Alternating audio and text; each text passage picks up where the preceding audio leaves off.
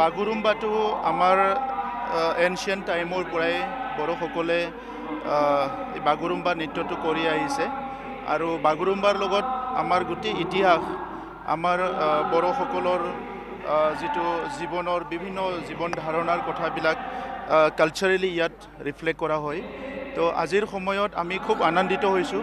2022 চনতে চিন্তা আৰম্ভ হৈছিলে, কিন্তু লাহে লাহে আহি পেলাই 2026 চনত আমাৰ মুখ্যমন্ত্ৰী ডাঙৰীয়াৰ নেতৃত্বত আজি আমাৰ কালচাৰেল মিনিষ্টাৰ বিমল বৰা ডাঙৰীয়াৰ নেতৃত্বত এই নৃত্যটো প্ৰদৰ্শন এটা হ'বলৈ গৈ আছে আৰু য'ত প্ৰধানমন্ত্ৰী ডাঙৰীয়া স্বয়ং উপস্থিত থাকিব। মই ভগৱানৰ ওচৰত বৰে বাথুৰ ওচৰত প্ৰাৰ্থনা কৰিছোঁ, যিসকল অংশগ্ৰহণ কৰিব আহিছে আৰম্ভণিৰ পৰা শেষলৈকে যাতে সকলো সুস্থ শৰীৰত ভাল পাৰফৰ্ম কৰিব পাৰে।